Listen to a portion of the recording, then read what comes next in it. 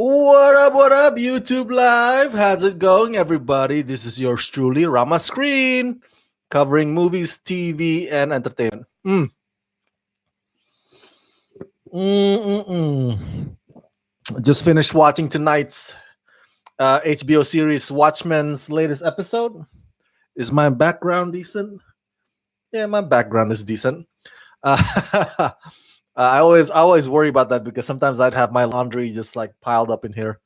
Um, I just want to start by saying I apologize. I haven't done my weekly live reviews of Watchmen uh, diligently and regularly. I missed out on episode 2 and episode 3 last week as well because I was away. I was away and I was in the middle of a lot of things. I apologize about that. But you probably you've watched my review of episode 1, right? The episode that I watched back at the New York Comic Con. So now it's episode 4, titled, whew, man, all these episodes have like mouthful of a title. Tonight is also lengthy. It's called If You Don't Like My Story, Write Your Own. um, okay, I have a few notes here. Let me just start by saying when I reviewed the first episode weeks ago after I screened it at New York Comic Con, I gotta be honest with you. I had almost no knowledge whatsoever regarding the infamous Black Wall Street massacre tragedy that happened in Tulsa, Oklahoma in the 20s.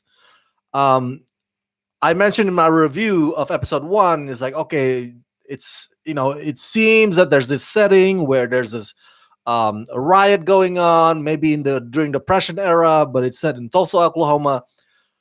But little did I know that it actually happened historically. And of course, once that episode premiered, it was trending. Everybody was talking about, wow, Damon Lindelof actually tackled that part, that dark part of history, United States history. And as I read some more about the Black Wall Street, the massacre, my God, dude, holy crap. That, if you had read it, you can read it on Wikipedia. It's so devastating, so heart wrenching what they did there. The local government worked with the racists to attack the black folks, successful black folks too, if I might add, in that region.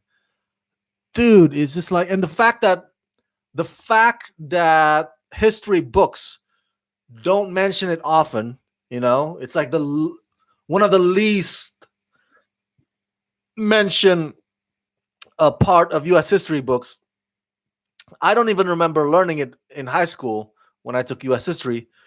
It goes to show that we as a country are embarrassed about, or are ashamed, I should say, about that aspect or that point in our time as a nation. As well, we should be. It was just horrific what happened there. And so I mentioned in my review that it seems that Damon Lindelof in this show or through this show is trying to tackle some racial tension themes, and whether or not that's going to land or whether or not it's going to do what he intends it to do, we'll see. That's how I said in the review of episode 1. And now, having watched episode 2, 3, and 4, I might say that the show or the writers so far, including Damon Lindelof, and the directors, they seem to be able to push, just the right buttons. You know what I'm saying? Without causing too much controversy. You know, they push just the right amount without having to create a headline on Monday saying, "Oh my God, did you see last night's Watchmen did this?" Nothing like that. um, but it does ring throughout the episodes, including tonight. Because freaking Sister Knight goes back to the cultural center again. She breaks into it and she finds out about her heritage, and the holograms that keep popping up in that building. Whew, that's some weird stuff, man. Some haunting stuff. And one of them was like one of the holograms says like, "Oh yeah, my granddad was dragged through the streets." Like, I remember just a quick sidestep here. I remember I went to the Civil Rights Museum in Atlanta. This is the Martin Luther King Jr. Museum, as you say, in Atlanta. It's also near where his family home was, and also near the church that he used to be a member of, or he used to pastor. And so I remember it was just so solemn in that museum, man, because the statues and the writings and the historical facts on them, it just really it caused you to like be so silent and solemn, like be somber, because a lot of us, at least for us Americans, we always think that America is like, oh my God, the greatest country in the world, so exceptional. And then we come to that kind of museum, and we are reminded that we as a nation, and America as a government, had been in the past been quite the piece of shit to its own citizens, to its own residents. So it was a very humbling experience, and I'm guessing that's how it also feels when you enter the cultural center thing that Sister Night breaks into tonight's episode. Um, so that's I just want to put it out there, all right, because I haven't discussed that part. The other thing I want to discuss also before we really dig into tonight's episode, um, a little bit about tonight's episode also covers again Jeremy Irons as Adrian Veidt, and episode 2, 3, and 4 so far, including episode 1. So far, his story seems separate, from Sister Night and Laurie Blake. Like, Adrian Veidt is now this guy who mysteriously disappeared, and he's still freaking rich. And so he's like this wealthy guy who's just bored out of his mind. He doesn't know, he's one of those guys who just doesn't know what to do with his money. So he tries to recreate events from his past, including the birth of Dr. Manhattan, and at the lives of his servants, whom, turns out, we found out tonight that he actually kind of like recycles his servants, literally. He clothes them. He puts the baby. He takes the babies out of the pond and takes it, puts in this thing, and the babies become adults and becomes those two servants, the guy and the lady, and it's just the oddest thing so far regarding Adrian Veidt's plot. It's separate, but it's so weird and odd that you want to see it. Like every Sunday night now, even though I'm still engaged in the storyline of Sister Night and Laurie Blake, I look forward to the distraction that is Adrian Veidt. That's how appealing, that's how entertaining Adrian Veidt's separate sidetrack storyline is. I was like, okay, what's Adrian Veidt up to tonight? What kind of odd shit, weird shit he's gonna do now with his servants. It is so damn amusing. I'm sure eventually down the road it'll connect somehow with Sister Night and Laurie Blake and whatever, right? The rest of the arc. But right now it seems separate, but it's so oddly amusing that, at least for me, I can't get enough of it. I look forward to Adrian Veidt every Sunday night. Okay, last week's episode, it's revealed, right? Laurie Blake is Laurie Jupiter. Everybody knows that. And God bless her servant. I mean, not servant, her assistant, Petey, who is a fan of Watchmen. He knows everything, inside out about Watchmen history and Minutemen. And so he has a crush on Silk Spectre. And God bless him, man. By the end of last week's episode, he actually slept with his idol, right? Like, I don't mean to be gross here, but that's kind of cool. All right, that's kind of cool. Like one of my celebrities that I have a crush on. I have a few. I have a crush on Monica Bellucci. You know Monica Bellucci, right? Passion of the Christ, Irreversible. Um, and I also have a crush on Gillian Anderson, Dana Scully. Um, could you imagine, at least for me, if I got to be like Pete, and got to sleep with my idol, Dana Scully, Gillian Anderson? Oh my god! I was like, I don't care if I'm broke as fuck. I don't care if I'm ugly as fuck. I got to sleep with Dana Scully, y'all. Pete got to sleep with Silk Spectre, Laurie Jupiter. That is, you gotta admit, in a way, it's kind of awesome, especially for those of us who have a thing for older women. So a bit of a sidestep there. Um, but Laurie Blake is performed by Jean Smart, who is a fantastic actress. I've been a fan of her since 24 series, the series 24. She's so good in that show. And so to see her in this role, in this iconic role, I read somewhere that Jean actually was given a lot of materials to work with prior to filming her episodes. Damon Lindelof actually got Jean Smart through Watchmen crash course, right? The whole shebang. He had her read the graphic novels. He had her watch the Zack Snyder movie, everything. And what I noticed from this character, Laurie Blake, in last week's episode, and that spills over to today's episode, is that she is very intuitive, and I don't want to belittle Angela Abar, but I would say that Laurie Blake is an even better detective than Angela Abar. It seems that there's nothing that can get past, can get by or get past uh, Laurie Blake. I mean, she can tell shit. She knows shit just by looking at it. She can put two and two together. It's amazing. And so it's the evolution of Laurie Jupiter after 30 years, right? Because 30 years since the event in the Watchmen graphic novel and the movie, she's grown into this amazing detective, amazing federal FBI agent. Where she's got like an extra sense. You know what I'm saying? That's how you know a good detective.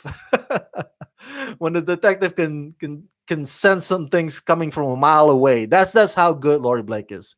Um, and that's fascinating. I love that. I love that they've molded this character, Lord Jupiter, an iconic character from Watchmen canon, into this persona, into this amazing detective. Um, in today's episode, it seems like there's not a lot of much. At least to me, my impression, it did not have a lot of action moments. Last week we got that whole, the suicide bomber thing, and freaking Angela Abar kind of saved everybody from it. It was just like very pulse pounding. Oh my god, like last minute. Oh, life and death. Not much going on here today. Um, but one of my favorite actresses in the past few years, Hong Chow, showed up, and she plays this billionaire, I should say trillionaire, who at the beginning of tonight's episode buys this farm and house, and minutes after she buys them, by giving them the baby, that's also a whole thing. Something falls out from the sky, and it's like, oh my god, that's mine now. I'm curious to see what that is. I tweeted earlier that the episode starting out with Kenny Rogers and Dolly Parton music, that was interesting. The episode also has a lot of mysteries where, at least for me, I kind of question like, wow, what's that? Or who's that? Like, how does that connect to that one? And my God, will all these questions of mine get to be answered before the season ends? Because there are only what, right? There are only 5 episodes left. We're in episode 4 now. There are only 9 episodes this season. It's like, who is that guy that slides under, like, slides into the sewers? Like, he oils himself while he's running and slides. It's like, my God, that is so cool. I love that. Speaking of whom, the vigilante characters in the show, Sister Night is awesome. Red Scare, not a big fan. Looking Glass, I gotta say, real quick, Looking Glass, I love Tim Blake Nelson. I love that he always plays some kind of a redneck in a lot of movies or TV shows. So he's got that thick accent, and he's also actually from Tulsa, Oklahoma, believe it or not. So that's interesting fun fact. But this character, Looking Glass, not my favorite. uh, and but I don't hate him. Okay, I don't hate him. I do think that he's kind of weird, and in a in a not bad kind of way. Now let me explain it to you. I know. You're like, Rama, where are you going with this? First of all, how do you breathe underneath that mask? And last week, when Gene Smart's Laurie Blake kind of uses his mask to look her, if there's any stain on her teeth, I was like, oh, that's genius. That's a good way to make fun of Looking Glass without literally making fun of him. You know what I'm saying? It's it's the best way to emasculate. Like, he just looks ridiculous, man. I don't find Looking Glass to be one of my favorite vigilantes. Oh, Sean Stewart is in here. Sean Stewart says, always been Lindelof's knock, his inability to answer all the questions he raises. That's right. That's right. That's what he did on Lost, everybody. That's what he did on The Leftovers, the HBO series before this one. Um, Damon Lindelof has this nag of, oh, I'm going to take my audiences through this set of puzzles, right? I'm going to take you on this journey where you get to, go through all these mysteries and all these questions. And I remember by the end of Lost, there are some questions of mine about Lost that were never really fully answered, even by the end of the show when it wraps up. So he has a knack of like placing all these things in your head to wonder, to ponder on, but they don't necessarily get the conclusion or the resolve or even the answers that not only that you get, but that's the answers that are satisfying. So when I watched this Watchmen series, and after 4 episodes, and I notice that I'm going through the same Lindelof kind of deal, I was not surprised. I kind of like, okay, here we go again. Here we go again. Because it's so cryptic, right? It's so cryptic. It's full of all these things that make you like, what is going on here? What is that? Who is that? Who is that? And I'm just gonna let. I've already found some comfort in knowing that this is just Damon Lindelof style. So if some of my questions are left unanswered or not answered by the end of the season, I've made peace with that. Now, before I conclude this video, a few things also on my notes here. That moment when Hong Chau's character, Lady True, and Angela Abar exchange Vietnamese words, that was funny. That was awesome. The way they insult each other, like, I'll tell the old fucker he can just ask me myself, and but they mask it in a way like, okay, let me tell you this old saying from Vietnam. My question to you guys is, if you guys know Vietnamese language, if you are Vietnamese, anybody out there, did they say exactly as it was captioned, as it was subtitled? Is that exactly how it was in translation? Because I mean, what is the Vietnamese language for fucker? I'm so curious when I saw that. I was like, really? Whenever I watch like movies like, because I'm Indonesian, I watch The Raid, Iko Wise, or any of the Indonesian action movies that have reached mainstream audiences here in America. And I noticed the subtitles from Indonesian to English. Sometimes they were just completely off, like way off. Like, really, that's not exactly what the characters say there.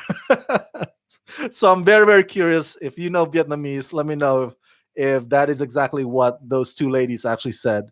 Um, so to conclude, the episode ended with Louis Gossett Jr., and we see the whole machinery again. That apparently, is one of the machines that takes Angela Abar's car. It leaves you again with question like, okay, how does this all tie in together, right?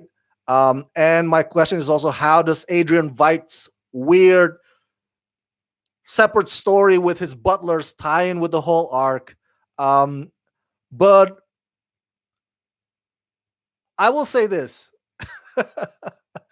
Despite the show leaving more questions than answers, I like it. I like that, I like that Damon Lindelof uses his style again. I don't know, it's something about there's something about it that just makes you come back for more. Like, maybe it's because it's just the characters are so eccentric. Um they're just so oddball, you know what I'm saying? It's not one of those weird things that kind of put you off. At least for me, I was like, I want to see what kind of weird shit will happen again next Sunday. Even if next Sunday's episode will still leave me baffled. Um, uh, I want to know if Manhattan is around. That'd be pretty cool if Manhattan shows up. Um, I know that in today's episode, when freaking Adrian Veidt was catapulting his butlers off to the sky, they disappear. What is your theory on that? What's going on up there? Who took them? So that's also another question, right? This is so odd, man. So odd. I read that Damon Lindelof actually said that he did not plan this show to go past season one, which means that we only get season one and that's it. There are no plans for season two at this point. Um, if that is the case, then it's all the more reason for him to hopefully at least show most of the cards by the end of this season, by the episode 9. At least, you know, give us some of those answers. Don't leave us hanging. If this is the only season we're gonna ever gonna get, come on, Damon. So yeah, that's interesting. And I'll leave you with this. I leave you with this. Last but not least, the moment that I want to discuss real quick before I end this video. And this is nothing too big deal, but the moment when Angela Abar's husband explains to the kid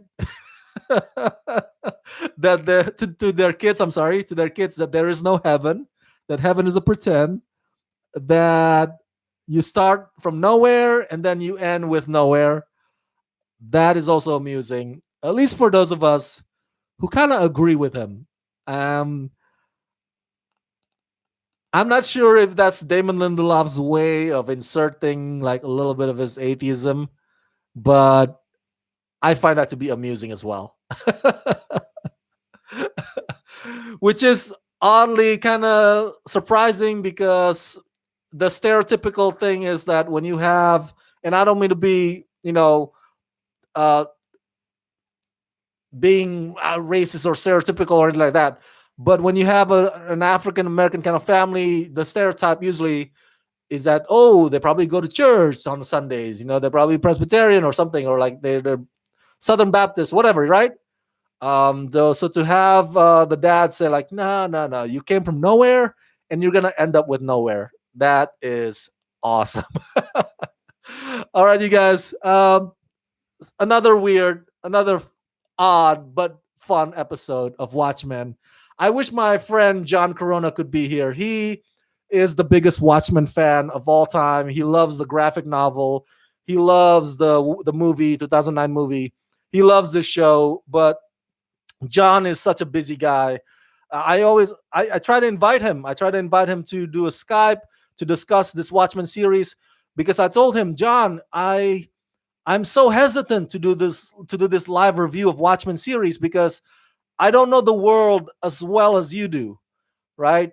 I don't know the graphic novel as well as you do, and he could probably tell you all this little details that I may have overlooked in my explanation to you guys.